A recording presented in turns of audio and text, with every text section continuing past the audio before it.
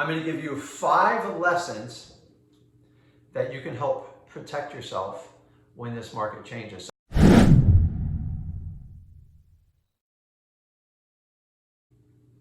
Listen, if you started real estate investing after the year 2013, then congratulations. You should be just completely kicking ass. You've probably made a ton of money at this point. I know I have. I know you have. Think about it. The ease of information today is absolutely amazing with the internet. Honestly, you can go on YouTube and you can get enough hustle videos to figure out how to even get started in this business to make some quick cash.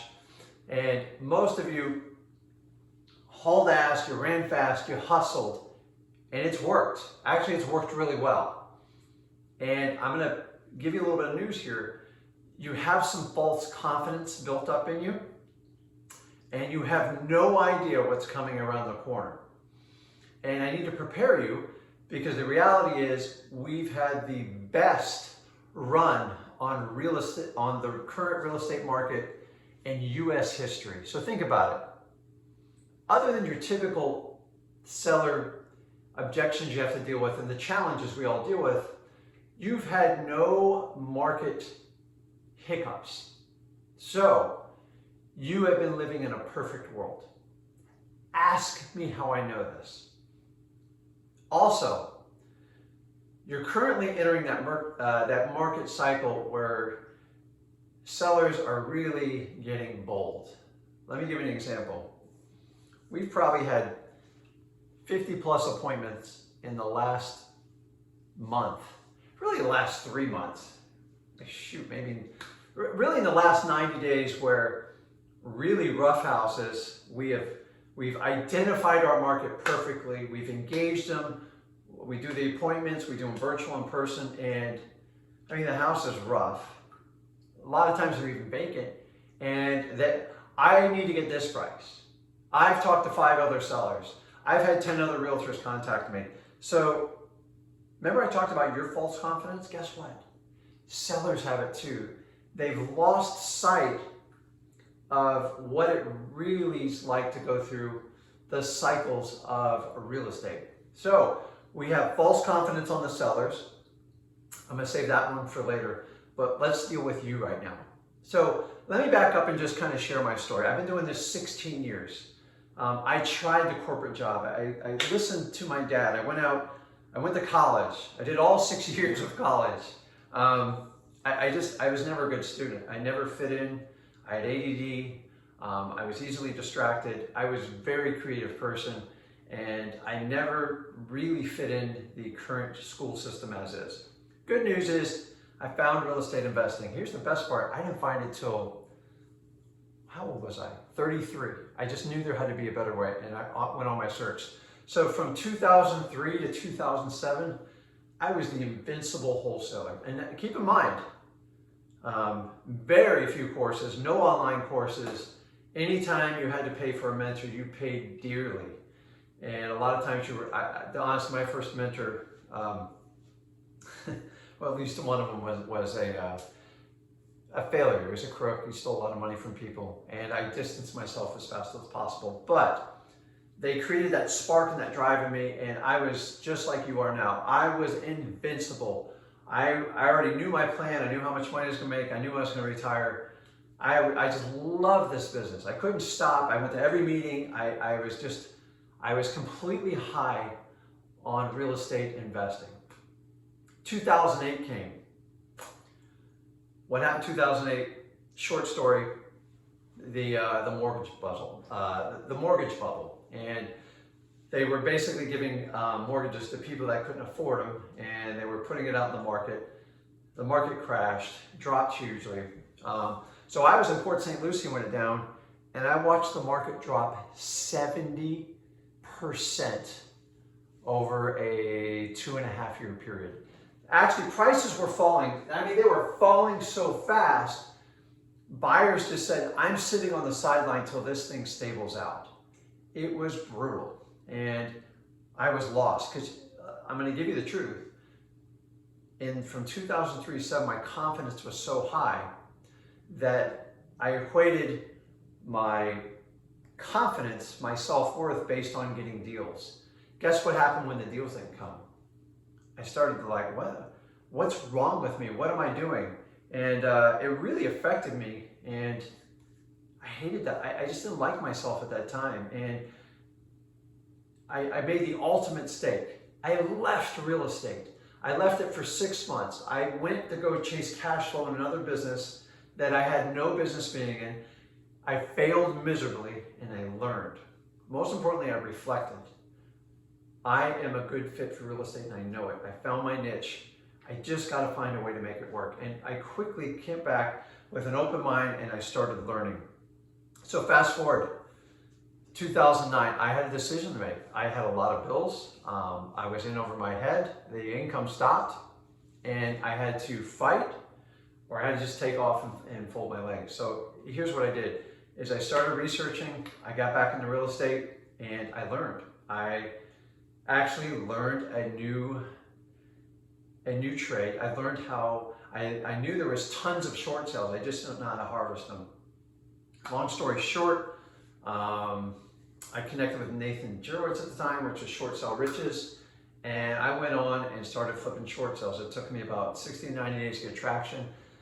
Long story short, fast forward to 2012, I flipped almost 100 short sales. I actually made a lot of money doing it, and I got excited again. It was fun, but I had to relearn the business because wholesaling, it was just so dramatic, and the buyers, they wanted, I mean, the market already got cut in half, and then the buyers wanted to buy everything 30, 40 cents on the dollar, which was even hard to do. So 2012, I got back into wholesaling. I was still doing the short sales. That was starting to wind down. And really, the rest is history. From 2012 on, it's been spectacular. I mean, I was kind of prepared 2014, 15. This thing was like, this rocket ship was going to like crash and burn, but it hasn't. So good news is, if you've made your money, congratulations, I'm awesome, that's awesome, but you need to put your ego and your confidence in self-check, and you've got to go out and learn and educate yourself everything you can about this business, because change is coming. I talked a video about the crash. When supply exceeds demand, we'll have that change. I don't know when it's going to happen. Don't let anyone tell you. You do your own research. You do your own market data in your business to figure that out. So I'm going to give you 5 lessons that you can help protect yourself when this market changes. So here's rule number 1. Take my own personal pain and my history. Do not quit real estate if you're 100% committed to this gig.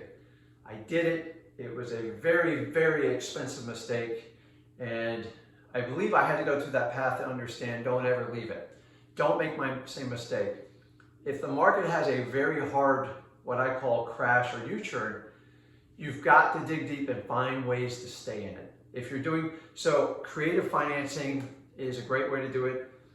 Lease options, Joe McCall has a great course. I've done lease options. Creative financing is a gold mine. I had so many opportunities. I just didn't learn enough at the time. When the fear strikes, it's there, you either decide to stick it out and persevere. And here's the secret. I'm gonna let you know a secret. If you outlast, all your other competitors will basically leave the market, and then you'll have free reign for the next 3 to 5 years to build your portfolio, to build up massive assets with little to no risk, and sellers just drooling to drop it off. In fact, from 2008, late 8, 9, all the way to 2013, I used MLS. I've never used MLS before because I figured that's the crappiest place to get a deal. There were so many sellers, there was such fear in the water that it was so easy to get a deal. You just had to figure out how to ride the time, to harvest it, get some cash, and get through it. So here is tip number 1. You must persevere. If you're committed to say, I will do whatever it takes to survive this business, and I'm going to get it done. To do that, you have to educate, and then you have to take massive action. So I would jump on any creative financing course you can do now. I'd also be in a very short-term position on your flips. The people get burned the worst when the market turns around are the people that do traditional flipping. It's a 6 to 9 month, even 12-month process, and they will battle dropping prices to get rid of it to try to preserve their capital. So hopefully you're not in that position. Tip number 2, learn now not to identify your self-confidence for each deal you do. It's not correct, and it will damage you in the long run. So your confidence has to come before the deal. If you start hanging your confidence on each successful deal, it's like saying, I'm going to be happy when I get this. I'm going to be happy when I get a job promotion. I'm going to be happy when I lose 30 pounds. It doesn't work that way. I'm telling you, you've got to do it in the opposite order. So separate your confidence from the success of each deal. Build that confidence muscle, be there, do it, and have it done before you get the deal. That way, when you're not doing as many deals, you're not going to start questioning yourself, which leads to a whole nother can of worms that I don't want you to open. I don't want you to have to go through it. Tip number 3, get really lean. Lean it out. What do I mean by that? I'm not talking about fitness. I'm talking about lower your overhead. If you got an office, don't re-sign the lease. I would keep it lean as possible. The reality is we go to our customers. They rarely come to us. Unless you have an office and you've got a good sized team, which is the correct place to manage them, and you have the revenue to pay for it, keep your business lean. There's plenty of month-to-month deals on all the softwares, the CRMs, your marketing tools. What I'm saying is don't go out and make like ridiculous commitments, because if it changes in a year or two and you got a 5-year commitment, you can't change it. Ask me how I know. So tip number 4, learn and educate yourself. Go out. I would tell you to jump all over creative financing. My good friend, Jonathan Rexford, he has a program for 20 bucks a month. Like, come on, guys. And this guy lives, eats, and breathes it. He actually consults me whenever I need help on a creative deal because the guy's such a wizard in it. Like, that's his main niche. Joe McCall has a wonderful course. It's endless, the amount of courses out there. But go out, educate yourself, take action, and learn it before the market changes. When you try to learn it after, you're always behind the 8 ball, and you're going to miss the biggest opportunity when it presents itself. And last but not least, here's the good news, okay? I've kind of given you the lowdown and the truth. The exciting part is when that market does shift, all these sellers that have this artificial confidence, this fake confidence that their property's worth $1 million, they're not going to sell. And quite frankly, the only person they're going to buy them now is a sucker. And every time a sucker buys one, it's one less competitor I deal with. If you're going to buy stuff at or slightly below market price, you're never going to make it in this business. I call it pent-up demand. When that pent-up demand hits the market, it's going to be an explosion.